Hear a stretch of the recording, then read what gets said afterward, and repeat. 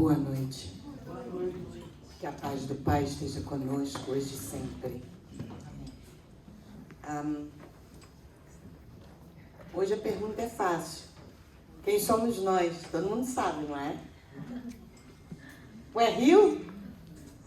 Joseph Campbell, um intelectual americano, filósofo contemporâneo, diz: o privilégio de uma existência é sermos quem somos. O privilégio de uma existência é sermos quem somos. E aí eu me pus a pensar, se é um privilégio, então nem sempre ou nem todos somos quem somos? Como é isso? Há momentos em que não somos quem somos? Que silêncio.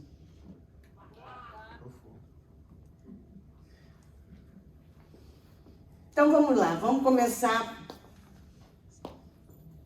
por quem somos nós. Quem somos nós? Alguém? Filho do Pai. Somos Filho de Deus. filho de Deus, filhos de Deus, criaturas. Muito bom, somos criaturas. O que mais? Centelha de Deus. Somos centelha divina. Gosto muito disso, a definição do Espiritismo, não é? Somos centelhas divinas. Temos a luz infinita dentro de nós. O que mais? Parte de um todo. Parte de um todo, não é? Como estamos aqui, todos em uma assembleia, individualmente estamos aqui sentados, no entanto, compomos um todo. Somos parte de um todo. Vocês são tão espertos, ninguém falou quem estamos, não é? Todos disseram quem somos até agora. O que mais? Quem você está hoje, Fábio? Quem eu estou hoje? Quem você está? A língua portuguesa ela é tão rica, Verdade, não é? verdade. Que nós perguntamos quem somos, mas a língua portuguesa nos permite a diferenciação de quem estamos e de quem somos. Em inglês não dá, né? Tudo to be, Tudo é, né? não é? Verdade. I am, I am. Então, quem você está hoje, Fábio? Vamos pensar como eu estou. É uma pergunta de como eu me sinto hoje ou como eu me sinto? Não é pegadinha. Quem você está hoje? Fabinho. Sim, ok. Nasceu. Ah, entendi. Nessa encarnação. Certo, Fábio. Quem você está é o Fábio, Sim, né? Exato. Espírita. Isso. Pai da Heleninha linda, Certeza. não é? É quem você está, quem você é Entendi. e quem você é. Peguei. Pegou? Peguei. E quem somos nós? Quem você é, Cris? Espírito. Espírito! Tem certeza? Absoluta. Absoluta? Espírito encarnado. Então, nas palavras de Teilhard de Chardin, somos todos o quê? Seres espirituais passando por uma experiência terrena. Então, somos espíritos e estamos aqui vivendo, não é? Uma experiência individual, temporária, passageira. E qual é a nossa finalidade? O aprendizado. Estamos aqui para aprender e com o aprendizado nós o quê? Evoluímos, crescemos. Saímos daqui e vamos para ali. Sim ou não? E por que vocês vêm na casa espírita? Aprender, trabalhar, nutrição, conexão, doação, alimentar a alma, gosto muito disso. Nos reformar. Mas eu tenho uma má notícia para você. É difícil. Não precisa vir aqui. Depende. Eu preciso. Não, eu preciso. Aqui é só Cada um tem seu caminho. aqui é 1%. 1%. Mas acho que aqui a gente pega muita força. Porque sozinho. Agora com esse é óculos difícil. da Apple aí não precisa mais, né? Né? A má notícia é que a casa espírita não vai modificar quem você é. Ouch! A doutrina espírita não vai modificar quem você é. Jesus, o Cristo, não vai modificar quem você é.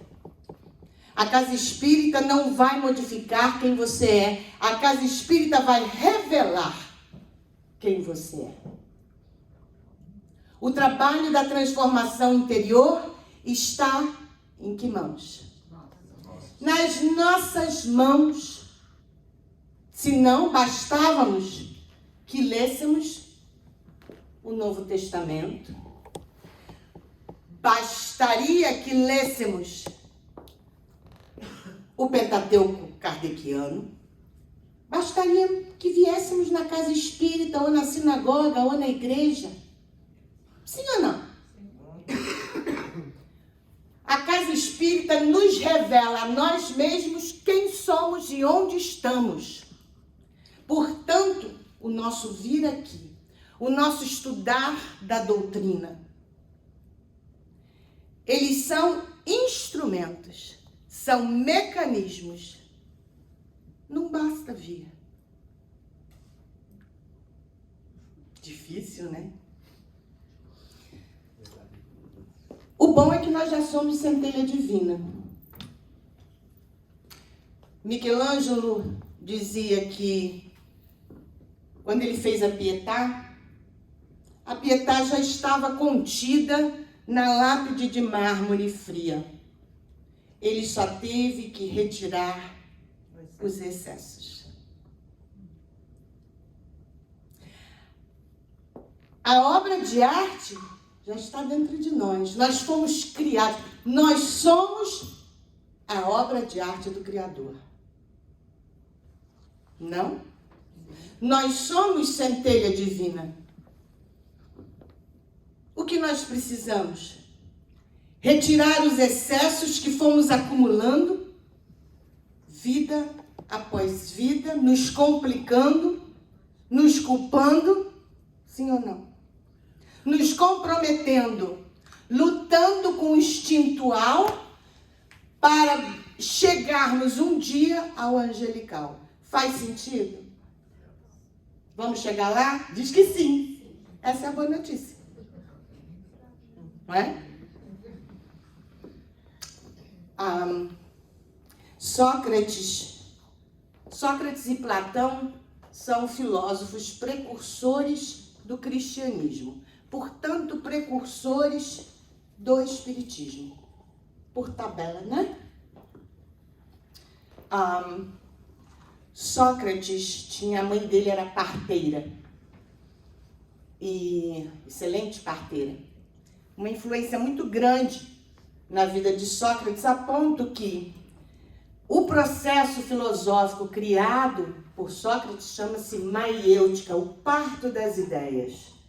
Então, o filósofo te levava tese atrás de tese, não é? Até chegar ao âmago da questão. Então, um processo de lógica, de análise, e se chamava o parto das ideias, porque a mãe dele era parteira, então uma grande influência. Um dia chegaram para Sócrates, os discípulos chegaram para Sócrates, tá certo? Ups! E perguntaram, Sócrates, você é o homem mais sábio da Grécia.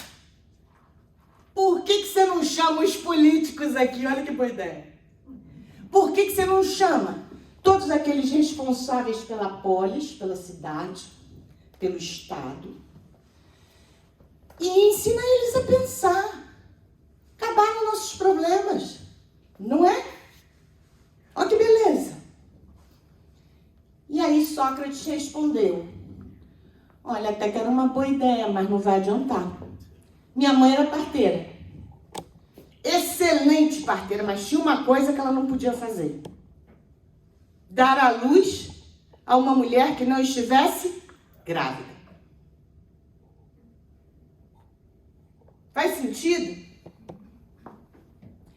Esse caminhar precisa partir de nós.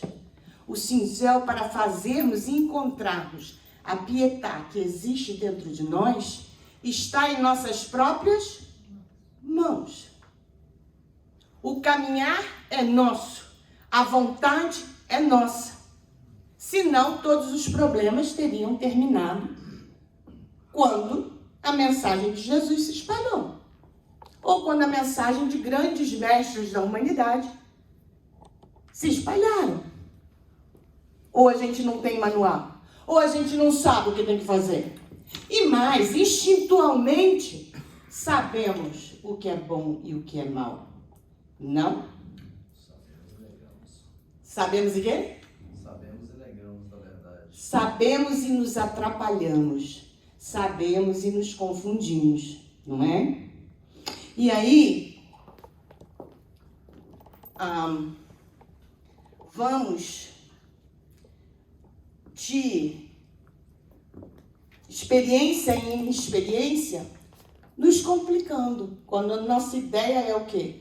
Nos melhorarmos, não é? Joana de Ângeles diz, o outro é nossa escada de luz. No meu relacionamento com o outro, eu cresço e com um pouquinho de sorte o outro também cresce. Um relacionamento onde seja bom para ambos, não é? O outro é nossa escada de luz, ou seja, a lei social, uma das leis divinas, a lei da sociedade, que diz o quê? Que nós não crescemos isoladamente. Por isso a gente vem na casa espírita. Porque através dos nossos relacionamentos, nós vamos o quê? Nos melhorando ou nos complicando. Sim ou não? Por isso, em nossas famílias, nós vamos nos melhorando ou nos complicando. Como a gente se melhora? Retirando essas camadas de mármore grosseiro até chegarmos na obra de arte. Então, a doutrina espírita nos diz que nós somos almas, espíritos encarnados, vivendo várias jornadas terrestres ou várias jornadas físicas, materiais, pode ser em outro planeta também, né? Sim? Sim? Olha o Yader aí. Yader é exemplo.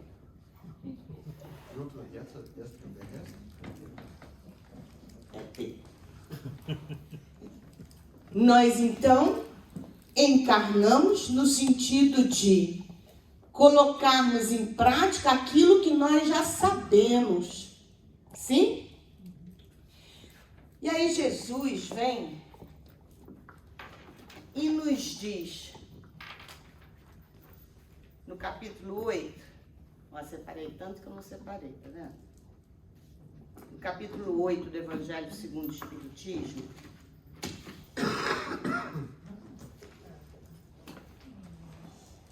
bem-aventurados os que têm puro coração. Diz assim essa passagem do Evangelho, está em Marcos, na verdade. Apresentaram-lhe, então, algumas crianças, a fim de que ele as tocasse, ele, Jesus. E como seus discípulos afastassem com palavras ásperas os que lhes apresentavam, Jesus, vendo isso, zangou-se. Ih, Jesus também se zangava, vendo? Tá aqui. Sabia disso? Tá. Jesus, vendo isso, zangou-se e lhes disse, deixai que venham a mim as criancinhas, e não as impeçais, porquanto o reino dos céus é para os que se lhes assemelham. Se assemelham às criancinhas. Digo-vos em verdade que aquele que não receber o reino de Deus como uma criança, nele não entrará. Ó Jesus! O que Jesus quis dizer com essa passagem? Só vai entrar no reino dos céus criança, mas se o espírito não tem idade, como que é isso? O que ele quis dizer aí? E só vai entrar no reino dos céus quem tem a pureza de uma criança, quem tem o pensamento e a pureza de uma criança. Pronto, então ele usa a criança como um símbolo, como uma analogia da pureza que todos nós deveríamos ter e temos. Como fomos criados segundo a doutrina espírita? Como Deus nos criou? Simples e ignorantes, simples e sem conhecimento. Ignorante e sem gnose, conhecimento, saber. Sem conhecimento. Somos criados simples e ignorantes. Não é? O que quer dizer isso? Tolinhos? Diz que não. Puros de coração. Inocentes. Somos criados inocentes. E é essa inocência e essa pureza de ver o melhor no outro e o melhor em nós mesmos, que através das encarnações vamos perdendo esse olhar. Sim ou não? Não? Sim? Somos criados simples e ignorantes, inocentes como as crianças.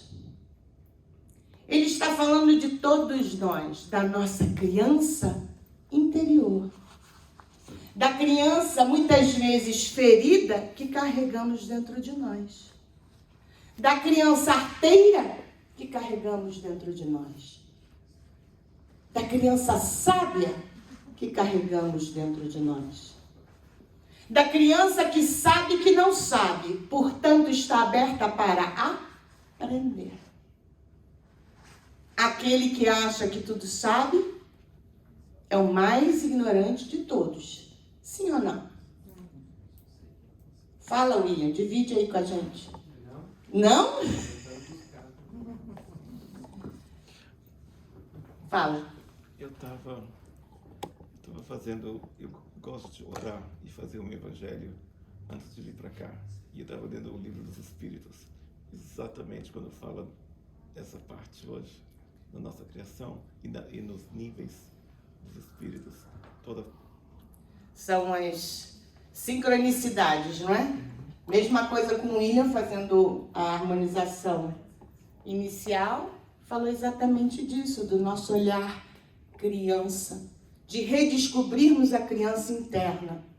Por quê? Assim que se nós não quisermos, não iniciaremos o nosso trabalho interior, não nos esforçaremos na nossa reforma interior, também, quando o fazemos, precisamos ter o quê? Compaixão com nossa criança interior. Por isso não entramos no reino dos céus. Se nós não aceitarmos a parte de nós que ainda é ignorante. E que vai ser sempre, porque sempre teremos o que aprender. Faz sentido? Não é? É um processo o quê? Gradual, contínuo, constante, até atingirmos a perfeição. Mas quando será? Não é? Então, nesse mesmo lugar, tem uma passagem linda, nesse mesmo capítulo 8, eu devia ter marcado, né? Mas olha que lindo que é. Ah, tá aqui.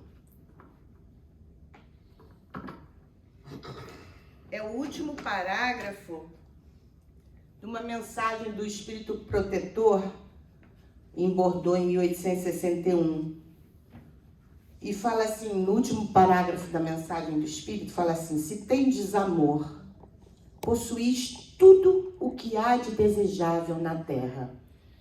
Possuís preciosíssima pérola, que nem os acontecimentos, nem as maldades dos que vos odeiam e persigam poderão arrebatar. Se tendes amor, tereis colocado o vosso tesouro lá onde os vermes e a ferrugem não o podem atacar. E vereis apagar-se da vossa alma tudo que seja capaz de lhe conspurcar a pureza. Vereis apagar da vossa alma aquilo que é impuro. A gente fica querendo ser mais, né? Jesus não tinha nada além do que nós temos. Só que ele era só a luz. E nós temos um monte de porcariado em cima. Sim ou não? Aí a gente quer ser igual a Jesus. Então precisamos fazer mais. Precisamos amar mais. Precisamos mais. Não. A gente precisa ser menos. A gente precisa tirar e vencer nosso egoísmo. Vencer nosso instinto. Vencer a competição.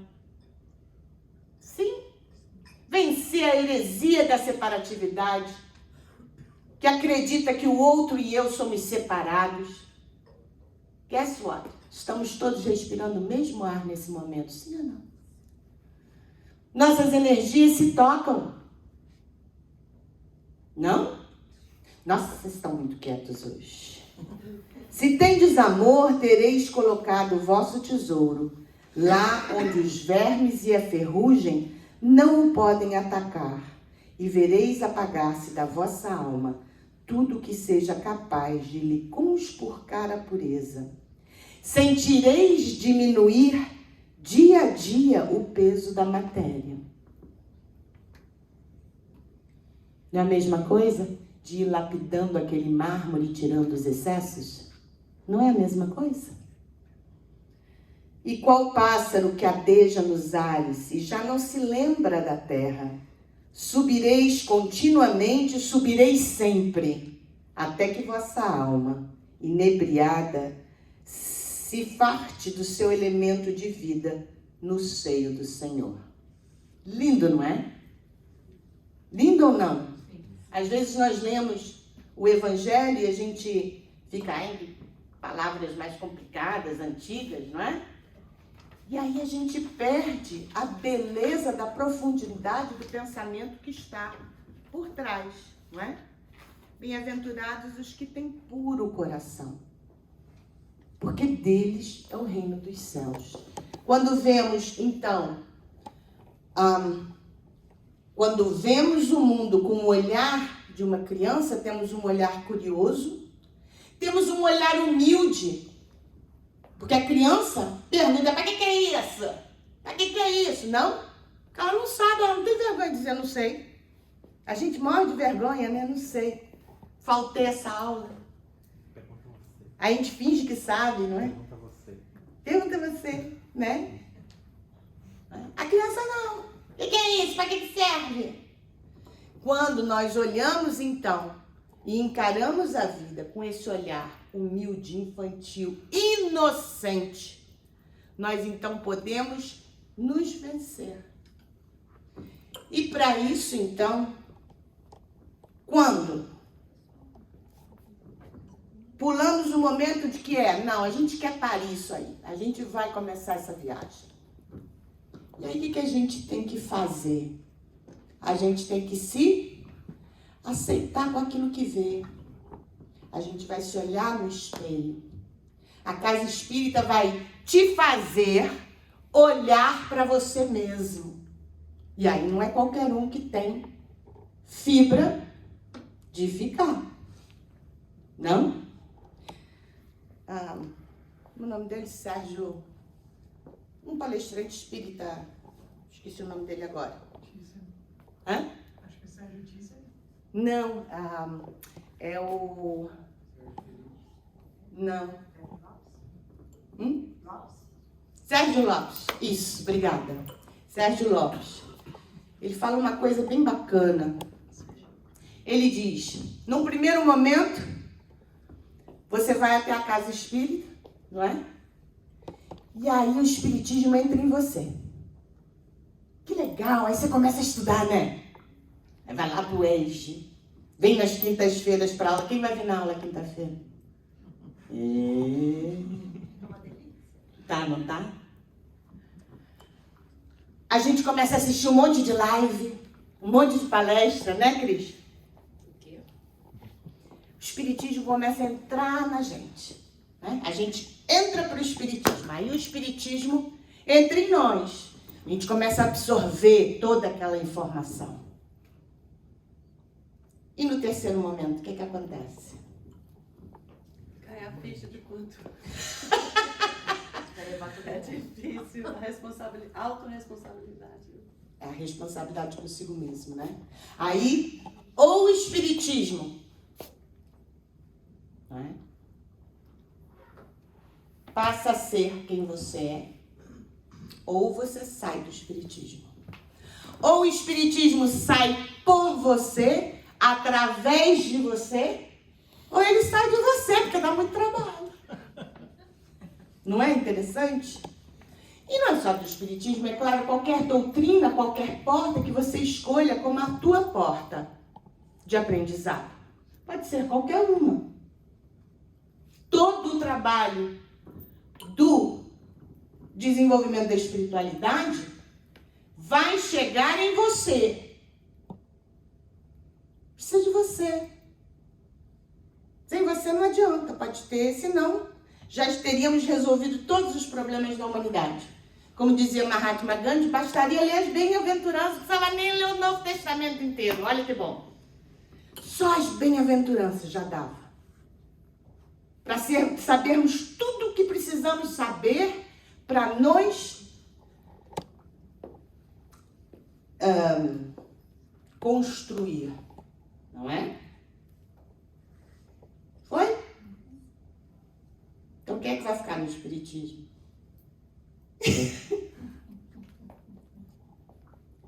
Só 3 levantaram o braço. Só 3 levantaram o braço. Então aqui a gente pode definir melhor quem somos nós. Quem somos nós?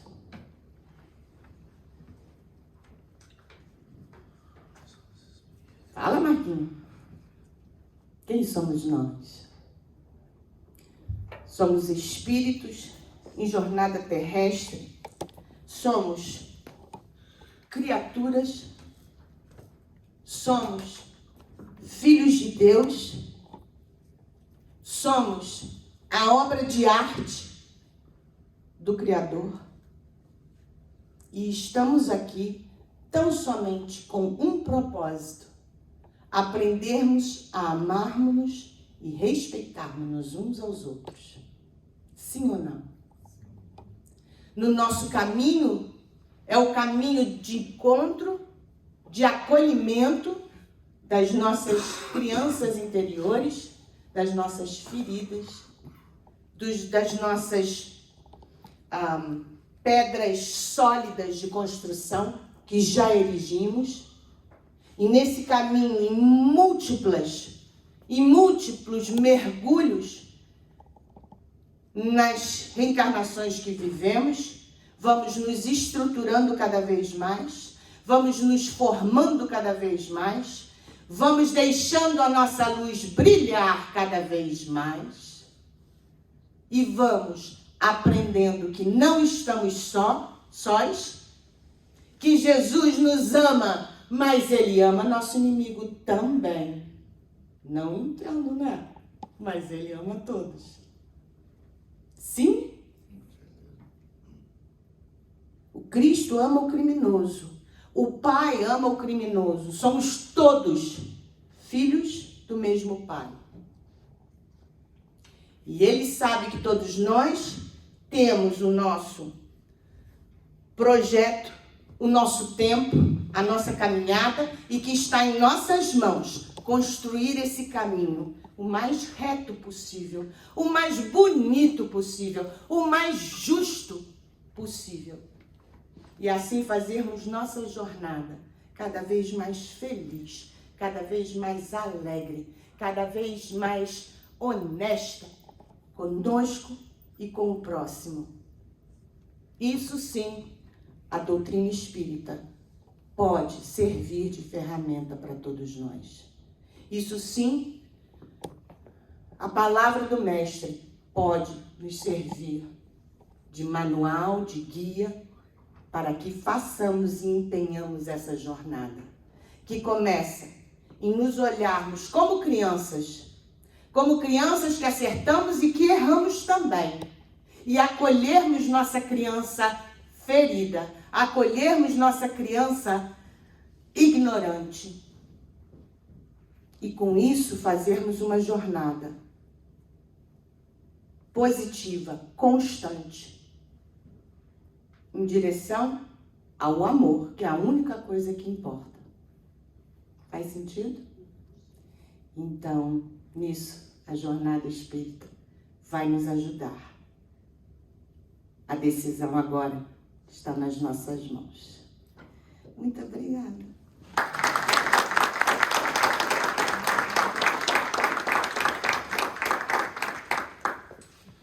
Obrigado, Simone, pela palestra maravilhosa, como sempre.